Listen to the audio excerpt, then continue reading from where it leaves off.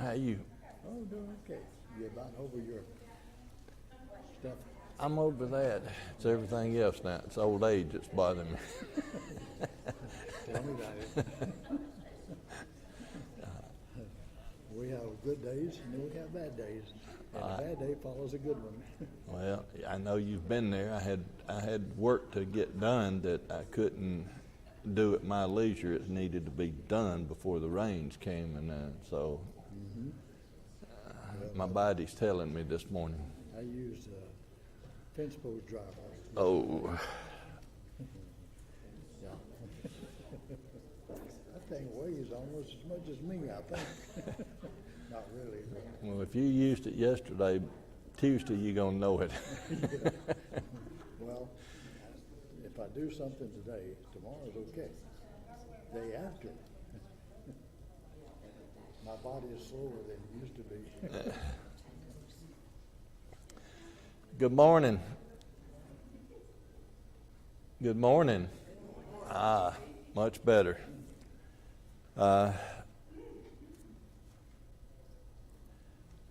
I brought up on my phone a copy of the bulletins. There's so many on the sick list that I wanted to make sure I got at least that many.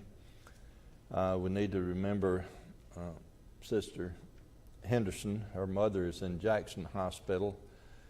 No visitors, so she hadn't got to be with her. Kevin Moody, procedure confirmed his Crohn's was acting up again, and Emma's surgery has a high active case of hidradenitis.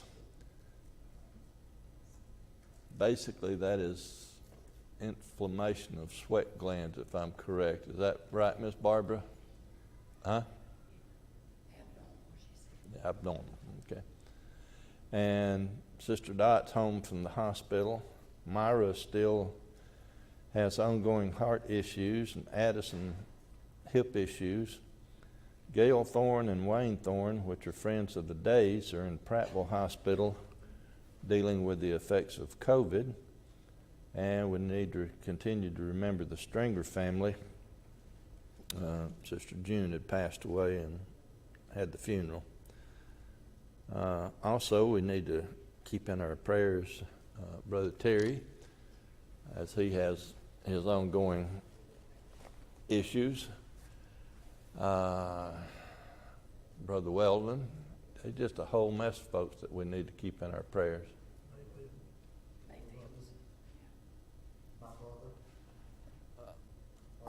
Harvey, Jim's brother, and Kay. Oh, I didn't know that. I think she said he hadn't been tested, but she tested positive yesterday. Kay and Kirk Mayfield tested positive for COVID. She did. So keep those in your prayers. Anyone else? Brother Bobby, would you lead us in a prayer, please?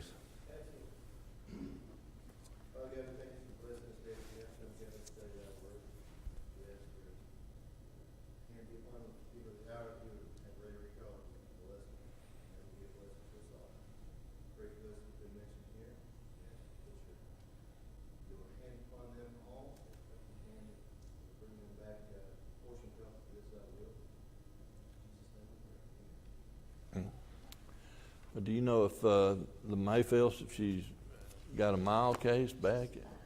Mild so far? And Kirk's being tested today. Okay. We're on lesson 7, which is starting with Nehemiah chapter 4. And if you didn't get if you don't have a copy of the lesson, there's one on the table out front or just outside the door on lesson 7. I have some visitors, so you know, I'll let you know that I don't necessarily follow the question and answers that closely. I try to just go down the page and then we'll get to the questions and answers.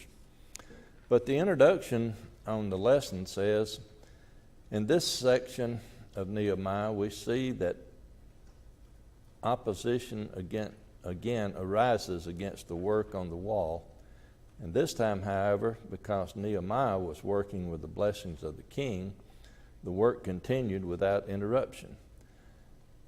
I want to stop there on this fellow's introduction and ask you a question. What was more important to Nehemiah's success?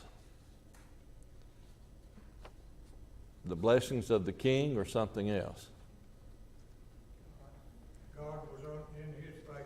God was in his favor. So I wish that the lesson plan, I wish the fellow had inserted that, because if God had not been on his side, there wouldn't have been any good work done either. But then he continues and says, courage and vigilance was required of the people, but the government did not interfere, which is a big plus.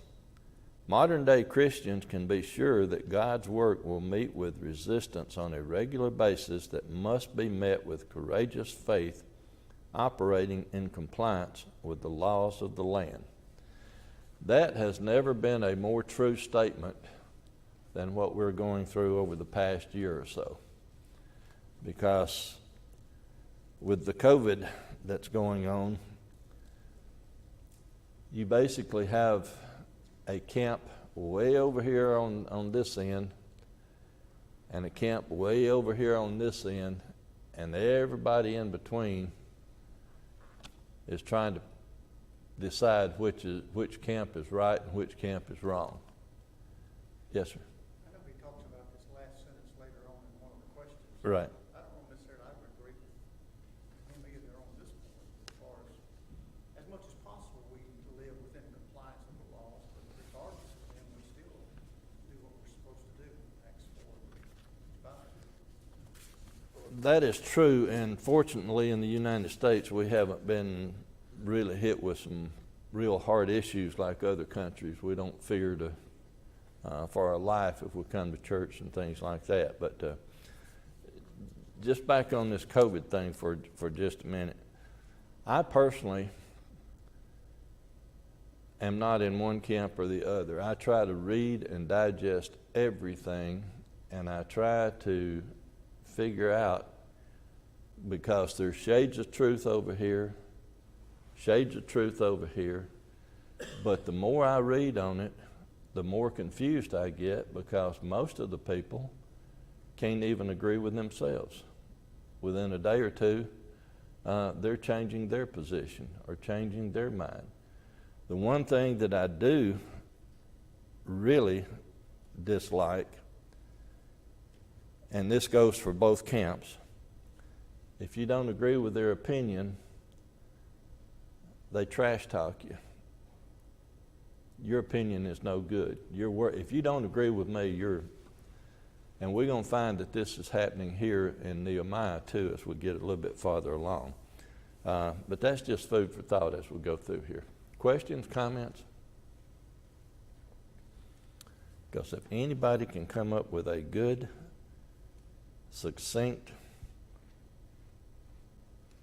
understanding of this COVID deal that's going on, I'd appreciate y'all talking to me. Chapter 4, starting out with verse 1, it says, "But it came to pass that when Sanballat heard that we build the wall, he was wroth, and took great indignation and mocked the Jews." Let's go back a couple of chapters, because we had looked at this when we was in chapter 2, starting in verse 19. When Sanballat the Horonite and Tobiah the servant and the Ammonite and Geshem the Arabian heard it, they laughed us to scorn and despised us and said, "What is this thing that ye do? Will ye rebel against the king?" Then answered I them and said unto them, "The God of heaven, he will prosper us. Therefore we his servants will arise and build, but ye have no portion nor right nor memorial in Jerusalem." So when they first learned that they was going to build the wall, they started picking at them and scorning, told them they was going to build a wall anyway. And here, as the wall is being built, they took great indignation against that. Now, verse 2 is an interesting verse. He spake before his brethren and the army of Samaria and said, What do these feeble Jews? Will they fortify themselves? Will they sacrifice? Will they make an end in a day? Will they revive the stones out of the heaps of the rubbish which are burned? Now, you try to put things in a little bit of context here. Who is Sanballat? What was his position? He was the governor of Samaria. And when it says here that he talked to his people and the army, what is he attempting to do with them? Because in verse 1 and in previous chapter 2, we learned that he was making fun of the Jews as they was going to try to rebuild the wall. So what is he trying to do when he addresses his brethren and the army?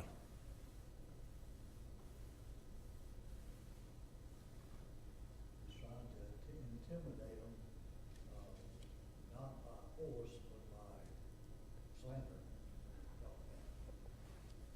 And this is a favorite tactic, even today, of people that don't hold your position. They try to intimidate and ridicule and things.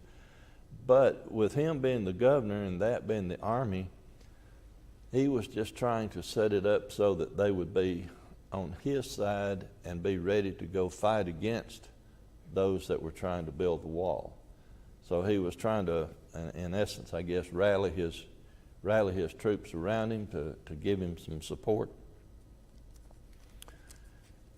We're starting to see also that these borders also are very flexible, because really Samaria is no part of Jerusalem, but they're undoubtedly wanting to exert control over it. Yes, sir. And the first question is going to be answered in verse 3 here. The question reads, What would knock down the walls of Jerusalem according to Sanballat?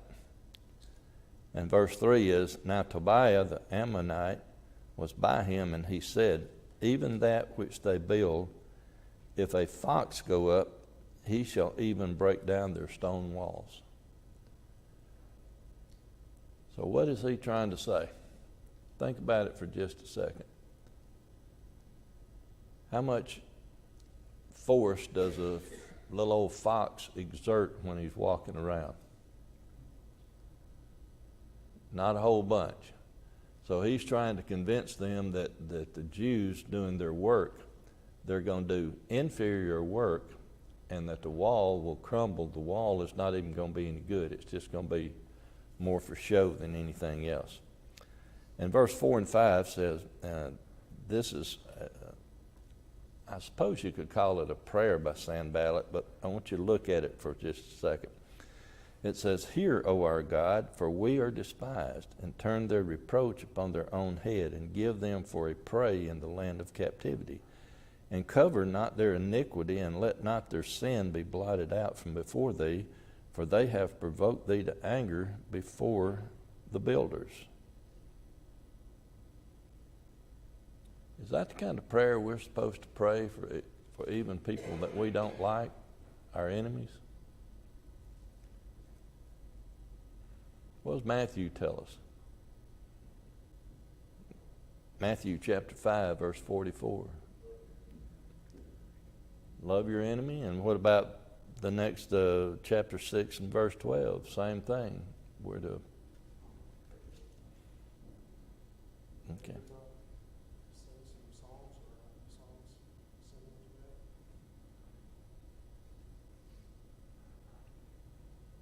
Can't think of it right now, but so. One other thing, Larry, just speaking from my military mindset here, you're talking about a group of people who are making a wall out of broken wall, basically. It wasn't anything that could fit. Normally when you make a wall around the city, it would be like a cut stone that was placed in intentionally. They're trying to just scab together the rubble that's around it and put it in a heap to keep people from being able to just walk into the city.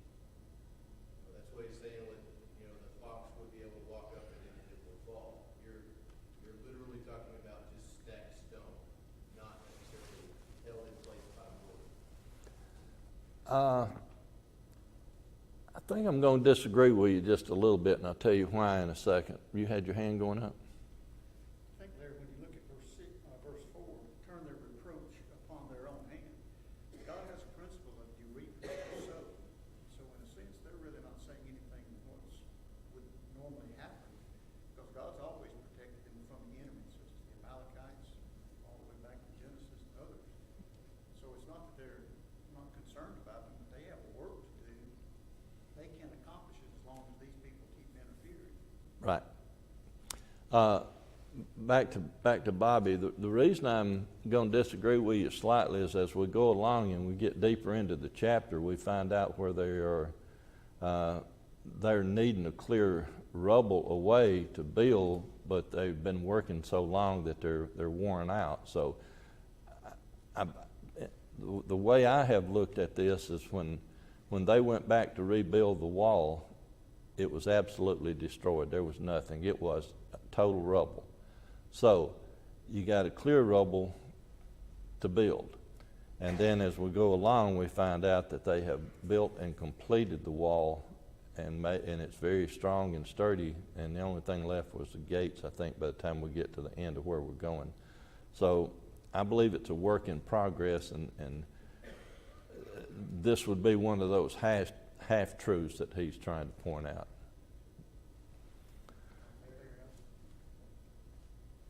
When you look at chapter 3, none of these people belong to the bricklayers union. They were all from different backgrounds, so this was something new to them as far as building the wall. Any sort of opposition they thought it would affect them. If you recall chapter 3 that we didn't go into, but because it was laying out who was working in what area, you had at least 37 groups working side by side or in different places, and one trying to organize the whole thing. So it could have been a little, like Brother Clark said, they wasn't professional builders along this line. That was mostly families taking care of their own little area along the wall. You had your hand going up. You were talking about New Testament examples. Jesus was very singularly focused on his work. And what happened when someone got in the way, he said, "Get behind me, Satan." Even though he loved that individual, they weren't going to stand in the way of ultimate work. So I think we've got both examples, what you mentioned a second ago, as well as other examples where they're supposed to be attacked. Yes, sir. And verse 6 continues that. It says, "So we build the wall. So build we the wall, and all the wall was joined together unto the half thereof, for the people had a mind to work." What does it mean when it says that the wall was built unto the half thereof at this point?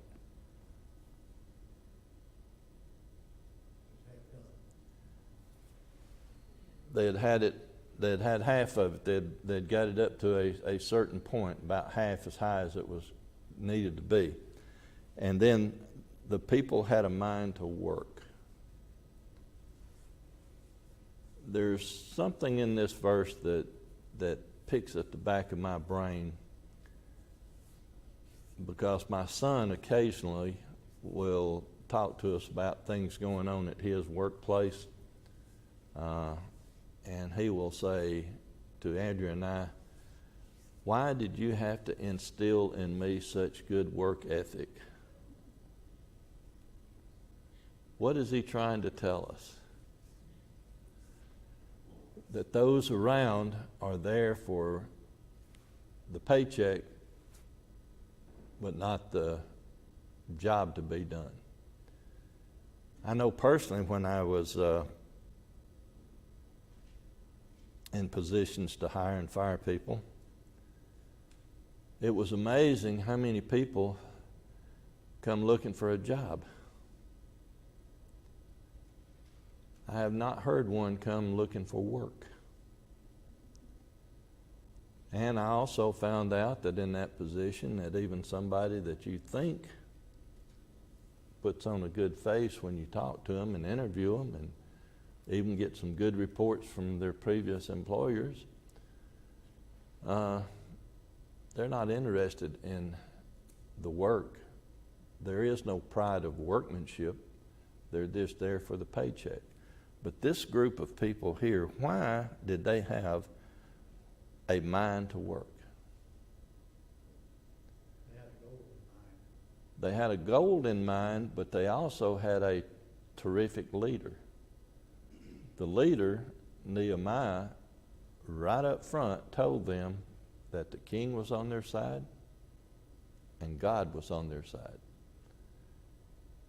And he confronted Sanballat right up front and said, "You're not going to get in our way. We're going to do the work. You got nothing to do with this." So a good leader goes a long way in accomplishing a task. Yes, sir. I don't know if it's a play on words, but joined together. These people had to be joined together as well. They did. But then verse 7 says, "When it came to pass that when Sanballat and Tobiah and the Arabians and the Ammonites and the Ashdodites heard that the walls of Jerusalem were made up and that the breaches began to be stopped, then they were very wroth." All of this talk that Sanballat had been doing about it just being a fox can knock it down, they're seeing the work of the Israelites come to fruition where the breaches, Bobby, you're military, what does breach mean? It means a hole in the wall. All the holes in the wall, all the weak spots are being filled in. So now there's a real wall taking place and not just optics. Verse 8, "He then conspired all of them together to come and to fight against Jerusalem and to hinder it." Sanballat, from the very beginning, if we go back to chapter 2, they never wanted that wall rebuilt because it was going to be a problem for them. Verse 9 says, "Nevertheless, we made our prayer unto our God and set a watch against them day and night because of them."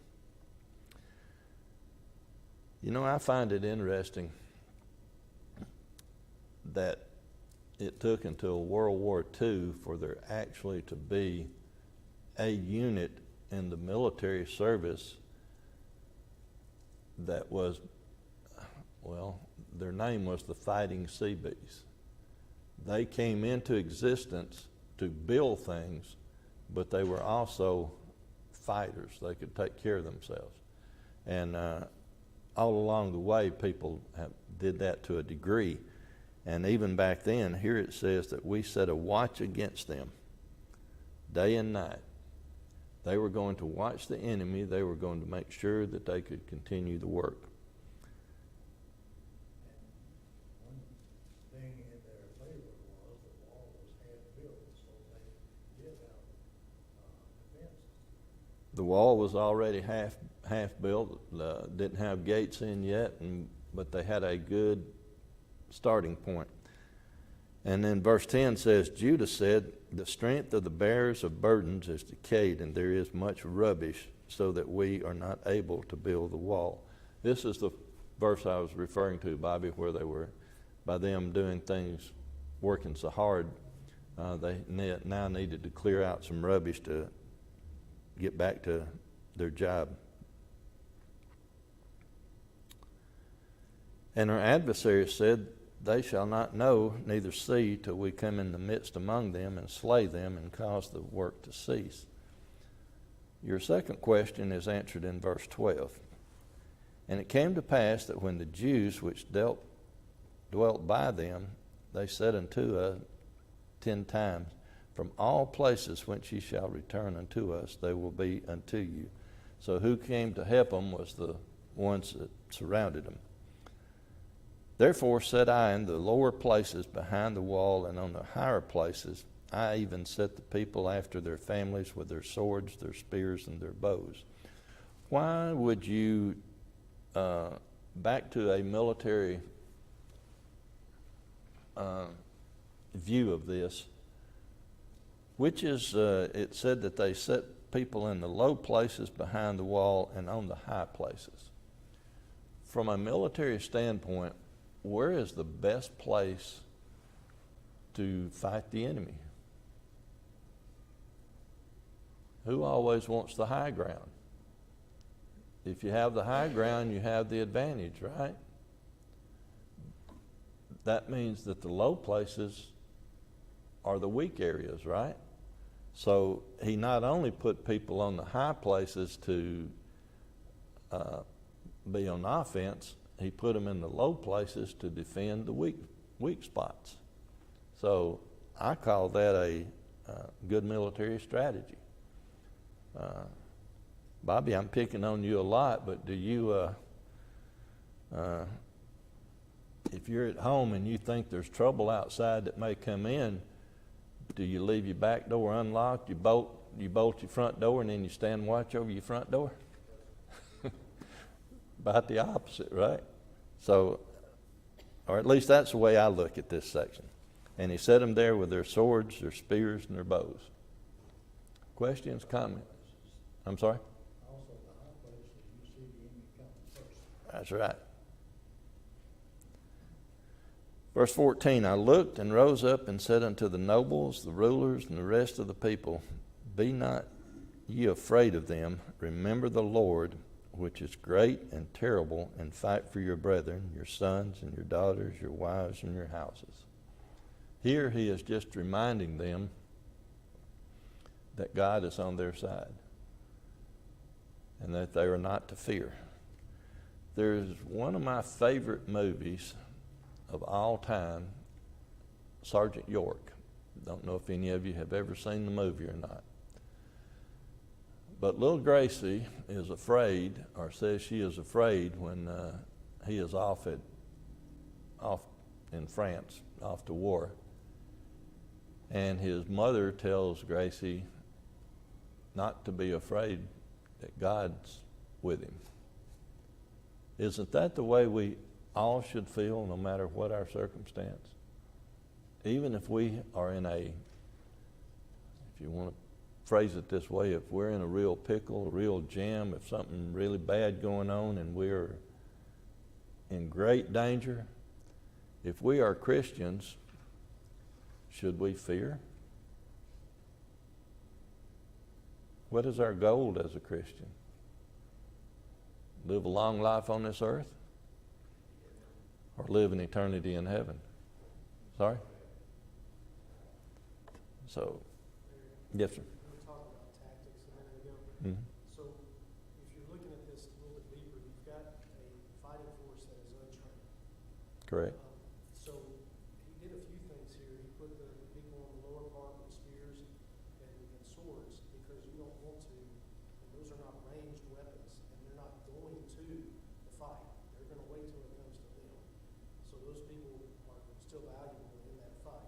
The bows, you put in the high spot to get that ranged attack. But on top of that, he put them with their own families. So who are you going to defend most out of all? I mean, you're going to defend families. So you got nobles, you've got the whole gamut of people that have experience, from none to, presumably a lot. But he's just using all the resources that he has because I don't think he's got enough. And at least in my opinion, he's using them very wisely as we look at this. Verse 15 says, it came to pass when our enemies heard that it was known unto us, and God had brought their counsel to naught, that we returned all of us to the wall, every one into his work. When the enemy heard that there was now, they could not do a surprise attack, they backed off. And now the people could go back to work. And it says all of them went to work, every one to his work. And verse 16 is most interesting too, because it says, it came to pass from that time forth that the half of my servants wrought in the work, and the other half of them helped both the spears and the shields and the bows and the habergeons, and the rulers were behind all the house of Judah. What's a habergeon?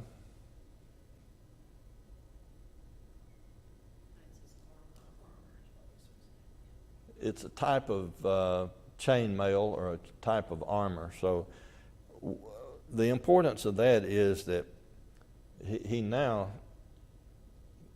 like I referred to the Fighting Seabees, they went out to do their work, but they had weapon beside them to protect them, to not deter the work at all. So in verse 17, they which build on the wall and they that bear burdens were those that laded, every one with one of his hands wrought in the work, and with the other hand held a weapon. Your question 3 is answered then in verse 18. It says, what did the builders have strapped to them while they built? Verse 18, for the builders, every one had his sword girded by his side, and so builded, and he that sounded the trumpet was by me. All the workers had somebody backing them up, watching over them while they did the work. They had their weapons with them. But what about the trumpet was by me? What was Nehemiah's position in all this? I'm sorry? He was the commander. He was the one in charge, and he was roaming the whole area, checking over things. So, and why would he have a trumpeter with him? Sound the warning, because that's the way they communicated before we had the modern communication devices. Yes, sir. I think it's interesting, in verse 10, it's Judah who's saying, we're getting weak, we're not that strong anymore. And then verse 16 says all these other people were coming behind and they were strengthening Judah. Yes.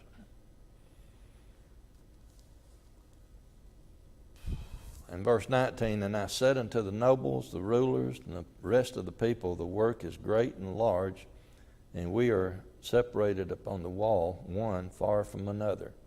This is just going into a little detail of why he's got a trumpeter with him and why he's roaming around. Because even though there was over 37 groups working on the wall, as large as the area was, they still were not elbow to elbow. And it says, in what place therefore ye hear the sound of the trumpet, resort ye thither unto us. Our God shall fight for us. So again, that's Brother Clint said that sound the warning. So whoever needs the help, everybody go to the help. How important was the trumpet player, I guess? He better be able to hit the right notes.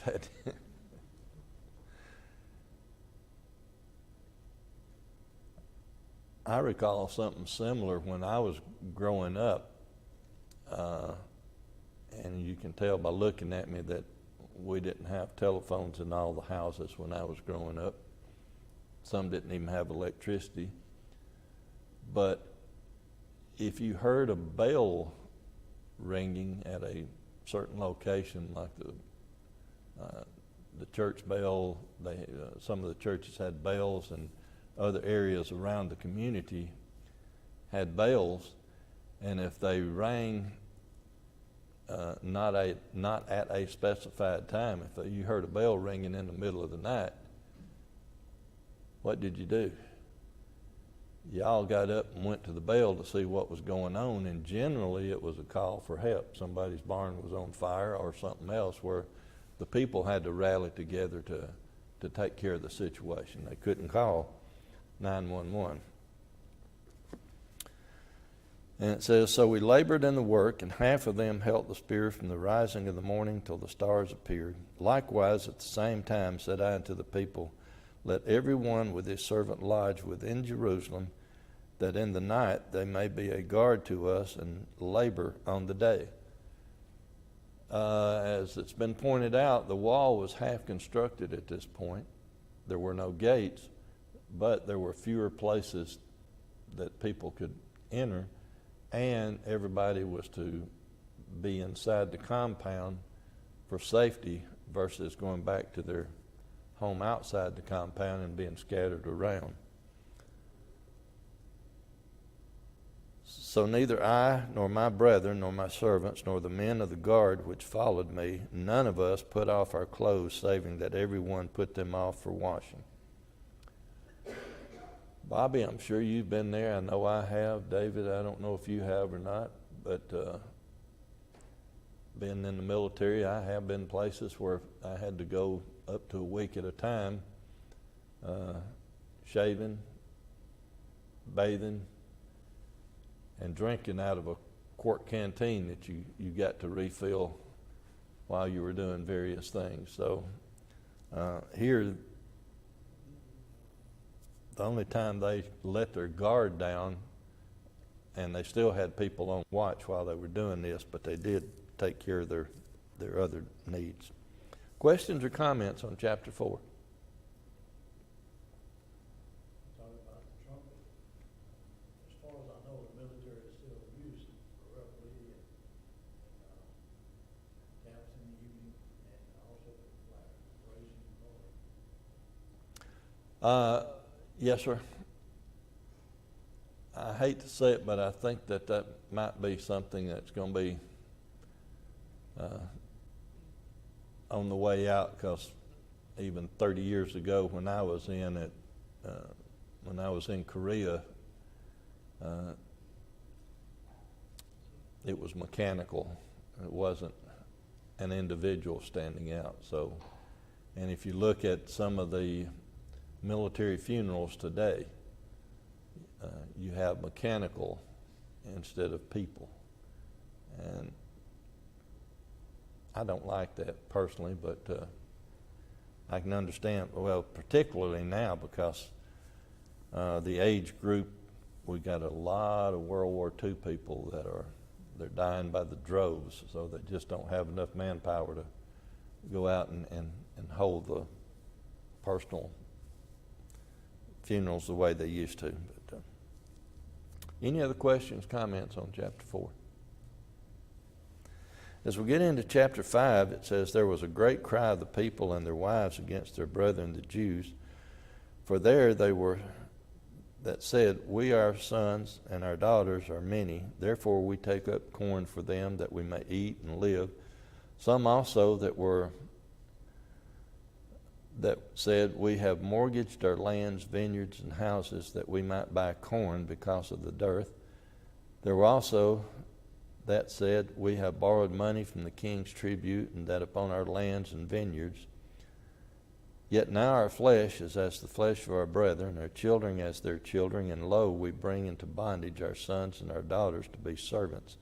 And some of our daughters are brought unto bondage already. Neither is it in our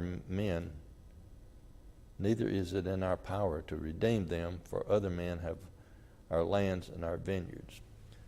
In essence, this section here is where the people are complaining, and I guess you could call it a class division, because those with means were buying up the land, buying up the vineyards, and those without means were now going hungry. And the only way that they could get money was they were selling their sons and daughters into slavery.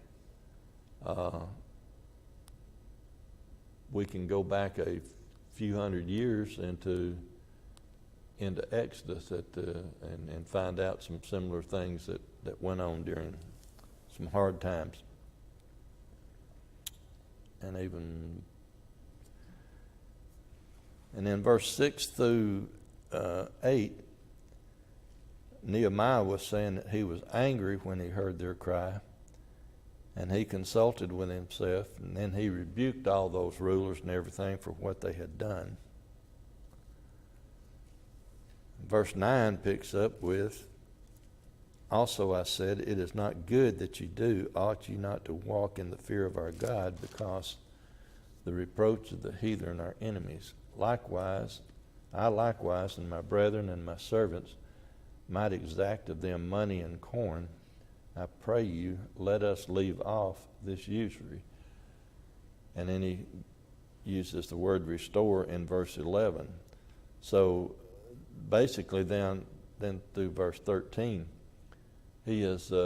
Nehemiah is rebuking those who are abusing or buying all the land and trying to get things restored back to the way it should be. And then verse 14 through 19 deals with Nehemiah's generosity.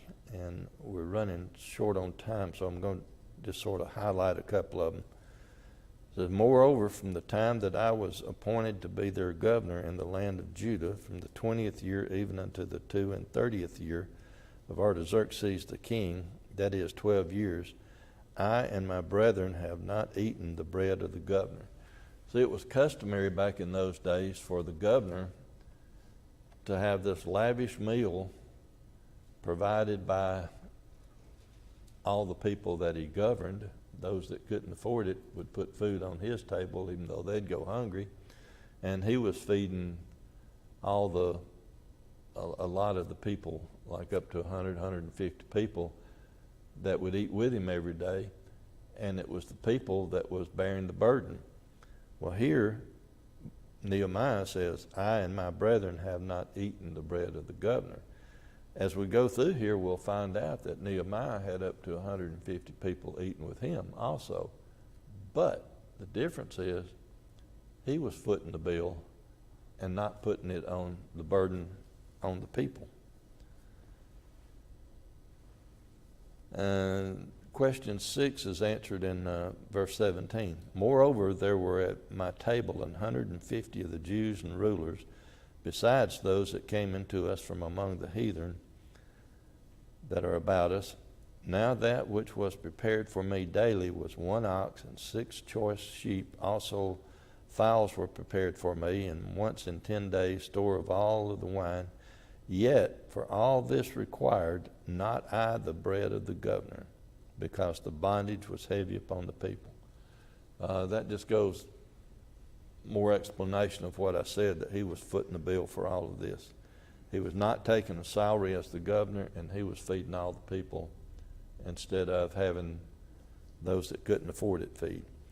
And then look at what he says in verse 19 to close that out. Think upon me, my God, for good, according to all that I have done for this people. What would a lot of people in this position be asking? If we think about a lot of our current leaders in the various states, all levels of government, federal government on down to local, who do they want accolades from? Who do they want praise from? Who are they trying to impress? The people. Nehemiah, on the other hand, here, he has done, from 14 through 19, it shows his generosity and it shows all that he has done for the people. And then, what does he ask? God, look on me favorably.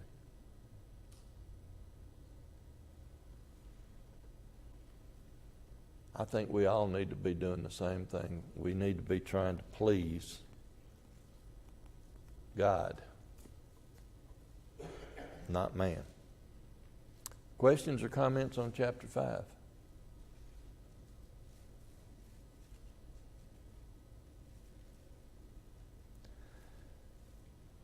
I've got 3 minutes. I don't know if I can get through chapter 6, but I'm going to try.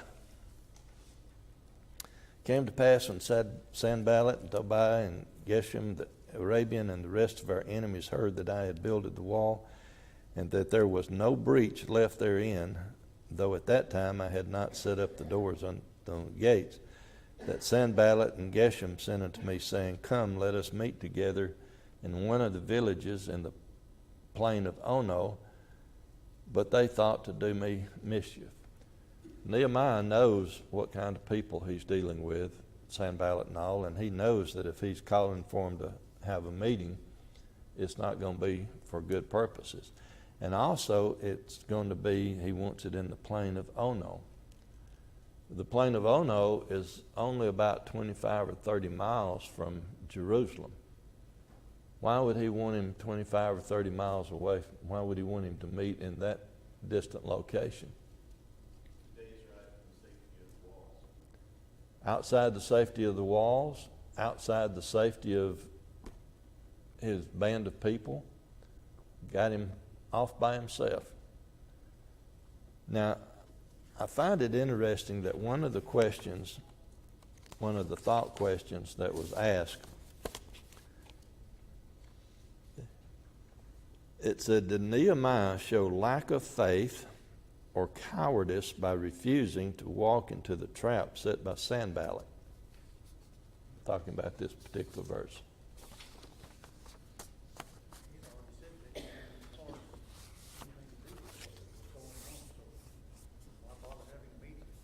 He had already said they had no part in the process that was going on. He knew that Sanballat was trying to lead him into a trap. So I don't think he was a coward at all. I think he was very smart. Call it wisdom. It says to be wary of the devil who's waiting like a lion. So is that not kind of the same thing that we're taught to search, and do this? I think it was wisdom. I'm in agreement. Wisdom. Yet they sent unto me 4 times after this sort, and I answered them after the same manner. Then sent Sanballat his servant unto me in like manner the 5th time, with an open letter in his hand. My bell rang, but I do want to cover this part, if you'll give me just a minute. But it's easy to make a statement that's false, or someone tries to defend against it. It is. But the reason that he sent him an open letter is historically letters that went between people of power were sealed. To send an open letter this way was an insult, or he was trying to insult him by sending an open letter. He was trying to bring, it just showed his contempt for him by him refusing it this many times. Now he's going to do this. And I'm sorry I can't get through the rest of the chapter. My bell rang. Thank y'all so much for your time, attention, and